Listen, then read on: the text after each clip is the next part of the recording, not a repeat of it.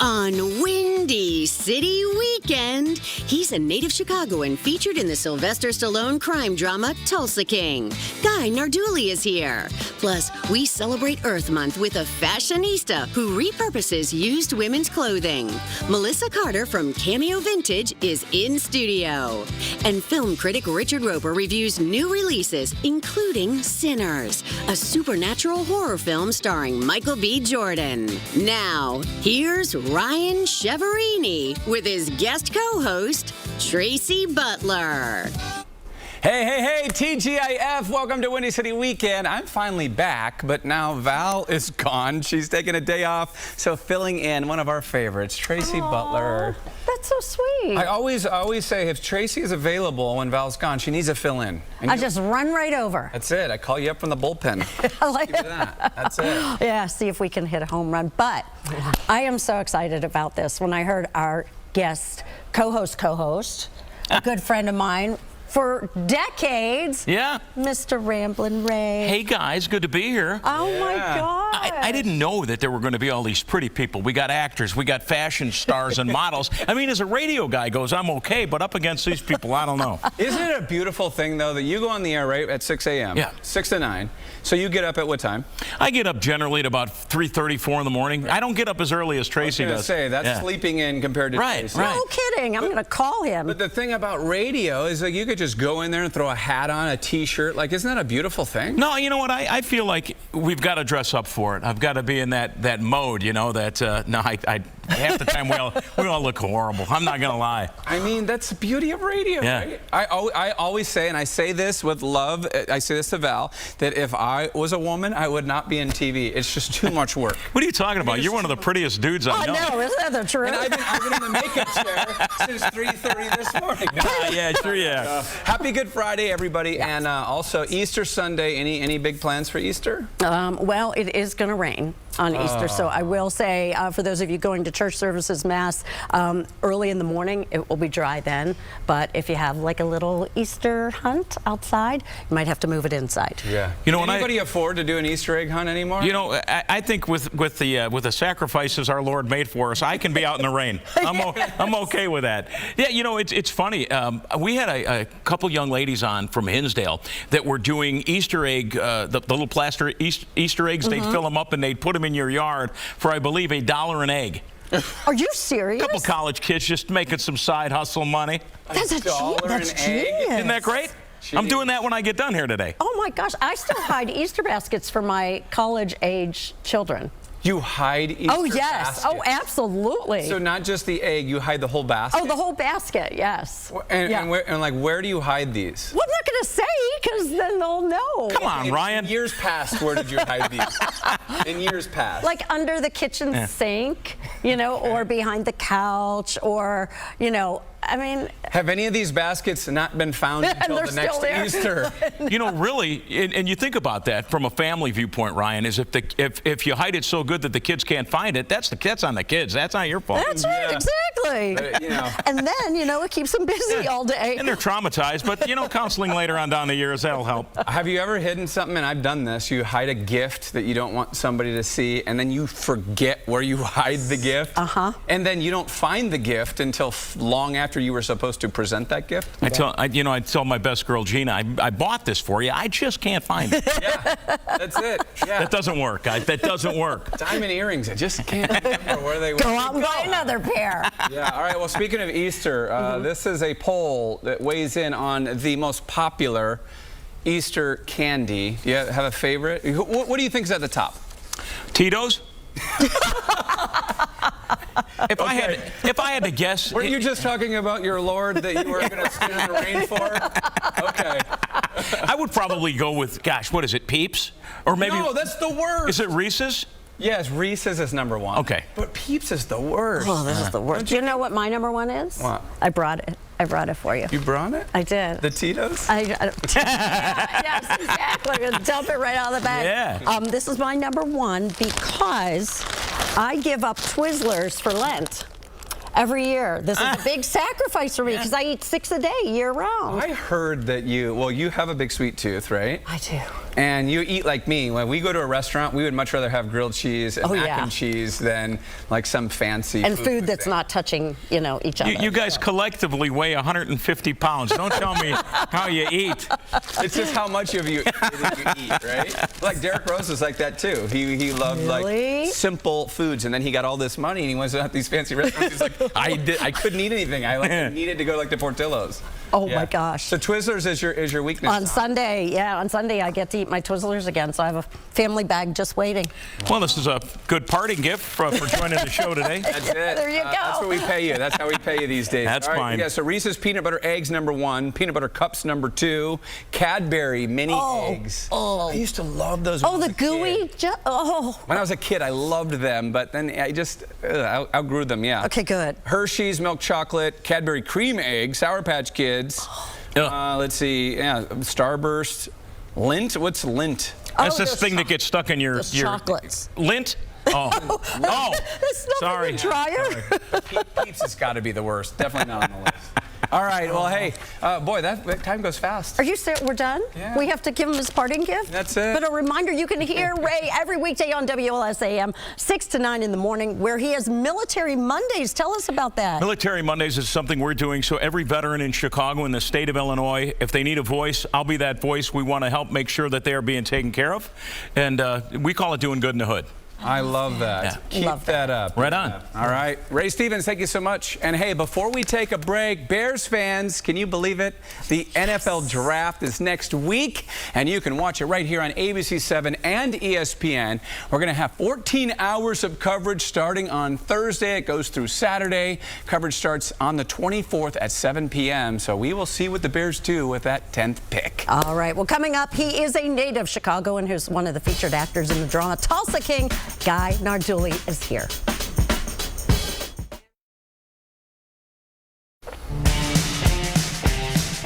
Welcome back, everybody. Our next guest is a Chicago native. He plays Johnny the Zip in the hit show Tulsa King with Sylvester Stallone. And he's also starred in dozens of movies, TV shows, including General Hospital. We welcome Guy Narduli. When I heard you were going to be on the show today, I was kind of emotional because I still think you are responsibility for Morgan Corinthos' death. Oh, no. I did not do that. That wasn't me. You had the key fob in the car. It doesn't matter. It wasn't me. I played the fifth. I'm not going down for this. I got Jason Morgan on the line, so I'm ready. Okay, well, we'll talk to Jay. We'll have this. Okay. We're going to need like a 6-hour show of soap chat for this. But Guy, also, you're a Chicagoan. Welcome back home. I know you just moved back to Chicago. Yeah, after 21 years, I came back home, man. I just love Chicago. I mean, LA was great. Chicago, greatest city in the world, hands down. And to be back home with the family, I couldn't ask for a better thing. Yeah, and congratulations on all the success. My dad is a huge fan of Tulsa King. He got me into the show. And then you and I randomly met at Val's birthday party. What were you doing there? What? I'm part of Cine City Space over there, just hanging out. Rob brought me in, invited me to the party, and it's just great. I love it. Oh my gosh. Tulsa King, tell me a little bit more about your role, because I know that you, for people that aren't watching, but I know you say that you always either beat up the bad guy or you are the bad guy. Or I am the bad guy. You are. No, I am not. It wasn't me. Yeah, no, Tulsa King, I'm playing Johnny the Zip. I'm on the New York side of the family. You know, we got a little issue with Dwight, who Stallone plays, Sly plays, and we kicked him out of New York. And sent him to Oklahoma, and we're like, hey, man, that's it. And then he started building up a family there and making money, and we want our money. What's it like working with Sylvester Stallone? Sly's amazing, super talented. One of the few guys in Hollywood that I can honestly say I would work with day in and day out. Dream come true, you know, being an Italian kid from Chicago, watching Rocky, growing up, to be on a show with Sly. I could stop acting today, and I'd be like, oh, bucket list, check. Yeah. Was it intimidating meeting him, or was he just super cool and humble? And it's funny. One of the other actors on the show, Chris Coldovino, I was talking to him, and I'm like, man, I'm gonna fanboy out when I meet him. And he's like, don't do that. He's like, you know, he'll respect you, he'll talk to you, but if you do that, he'll treat you as a fan. If you go in there as a peer, hands down, shake your hand, and you'll be one of his. And I did that, and he I still fanboyed out. I looked at him. I mean, it's sly, but he was so great and gracious with, for me being on the show, telling me how great I was doing, so it was cool. Yeah, you have an interesting background. You've kind of reinvented yourself so many times. You were a college football player at Elmhurst, right? Then you played football overseas. Yep. Then you became a model. Yeah. Then you got on GH. Then you were like a Chippendales dancer? I did the Chippendales before GH. Yeah, I've lived a million lives. Again, I can't complain about one thing about my life. I lived an amazing life. But yeah, I went from Elmhurst, didn't want to be an actor. Really? Like, it wasn't a dream of mine. Football was actually my dream. I tried to really pursue that. Wanted to be a lawyer. Got my degree in political science, minored in sociology. Never took an acting class in my life. Got into the dancing, into the troupe, and I started dancing, and then I got asked to do a calendar in Jamaica. The woman that was running the event there was like, Guy, you got to get out to LA.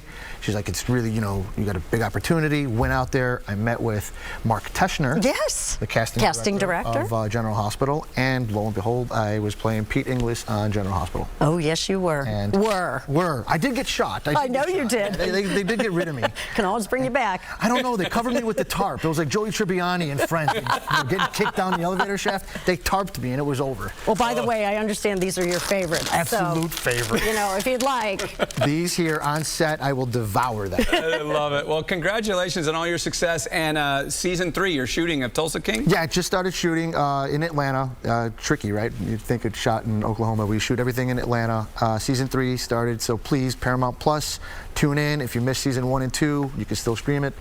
Check it out, and then look for season 3. Sounds good. We're so happy you're back. I'm sure your family is too. I'm excited to be back. Thank you for having me here. This is great, man. And I'm taking you to La Scarola. Armando and Joey are guys down there. We're going to have the Cheverini dish. The Cheverini dish, and then maybe we could create a zip dish. I like it. Guys, I hope you're watching. Yeah? All right. Thank you so much. Thank you. Guy Narduli.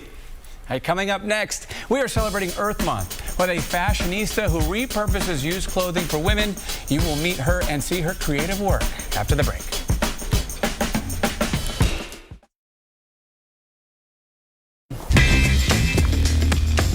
Welcome back, everybody. Yeah, April is Earth Month. To celebrate, we are featuring a clothing designer who is supporting environmental protection through fashion. Yeah, she is a sustainable stylist who owns Cameo Vintage in Winnetka. Welcome, Melissa Carter. Hi, thank you guys for having me. Absolutely. Thank you. Now, you look like a model from head to toe. Oh, my gosh. I am a model and a mom, yes. A model and a mom. Love it. No, old life, yes. I think I'm a model to my own brand, but I'm not signed with anyone. How did this become a passion for you, sustainable fashion? So interestingly enough, I was born and raised in the North Shore. Love vintage at a very young age. In 5th grade, I started thrifting on Belmont because I didn't want to look like everyone else. And I knew at a very young age that I was going to be in fashion, and I was going to move to New York, and I was going to be in pre-love fashion.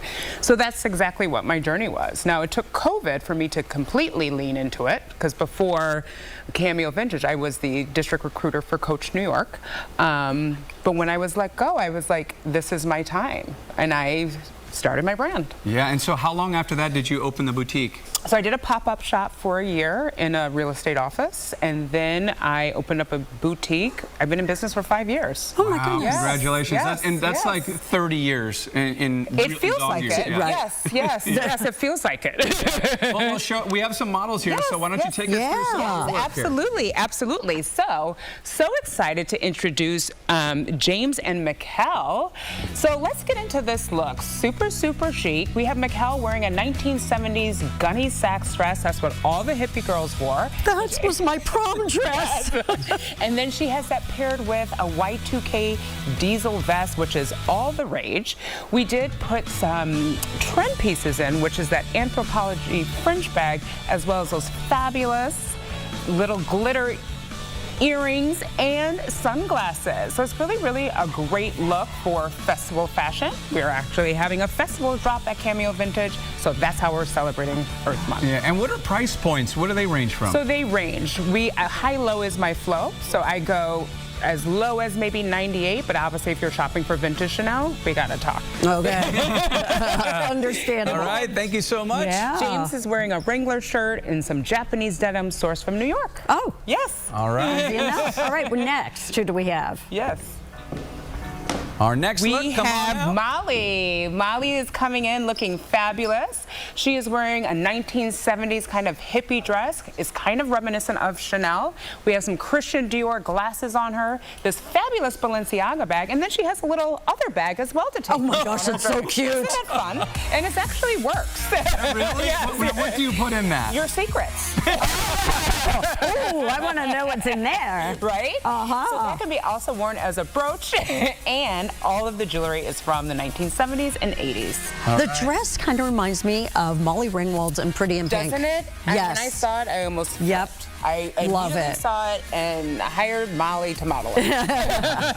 Yes. And how do you acquire all of these pieces? So I actually source in Paris, New York. Winnetka is also an aging community, so you have a lot of women who are going into assisted living. Okay. And they just want to make sure that their fabulous clothing is going to another special woman. So I'm lucky enough to have a really fun network of elevated clientele. It's recycling. Yes, exactly, at its finest. Oh my gosh, I Wow, love this. flat, what's that, right? Yeah. So we have Morgan. I actually upcycled this leather jacket. It was just a black leather jacket, but I went to New York, saw some things, and I said, you know what, I think I can make that, Martin Margiela. I So love that is a vintage leather jacket with a Comme des Garçons shirt, polka dot. Then we have Agent Provocateur from Y2K, and that's a luxury lingerie line and a 1940s pop bag. And then Justin, he is wearing a 1980s sweatshirt, super fun. I thought, why not bring in a radio with these Babe and Ape shorts that are trend? Yes, this girl loves some music, right? I sure had that same one. Justin, just for a minute, just to entertain me, will you hold the boombox over your head? Yes, yes. John Cusack would be proud. Yes, exactly. All right, thank you so much. I haven't done this in a while. Yes. Should we bring all our models right back up to the stage? Let's have a view. You guys look amazing. Look amazing. I just Yes. love how your mind just works to repurpose these You things. know, I think every vintage piece tells a story, and I think style is style once it's lived in. And I love the fact that all of these pieces, I know the story behind them. I know where they wore it, why they wore it, and why they kept it, and why they finally gave it away. I love your story. Yeah. Stories, yes, and recycling and sustainable. I Yes, love it. yes, Melissa, yes. congratulations. Thank you. Thank you so much. So much. Thank you. All right, we're going to take a break. Coming up next, our buddy and film critic Richard Roper is here. He's reviewing the latest films, including a scary one from the director of Black Panther. We'll talk about it straight ahead.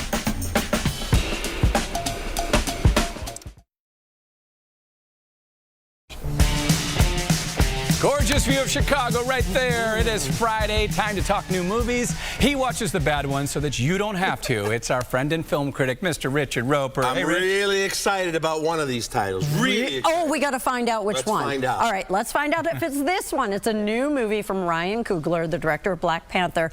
A period piece starring Michael B. Jordan, who, by the way, was on All My Children. Oh my gosh. So this is Sinners. It's set in the Mississippi Delta like in 1932, and Michael B. Jordan plays twin brothers, and they had just come back from Chicago. They got in a lot of trouble with Al Capone. They go back to their hometown. They're going to open up this juke joint. So this works. First, it's like a really cool period piece, and then it becomes this amazing musical. And then, as you can see, things get really dark and bloody and gory and violent. And Ryan Coogler, who did Black Panther and did Creed, should be nominated for Best Director. It should be nominated for Best Picture. The music in here is incredible. You have to see this in IMAX. It was shot with IMAX cameras. It's the best movie of the year so far. I think it'll get 10 Oscar nominations. What? But you have to know going in, it's a ride. It's explicit.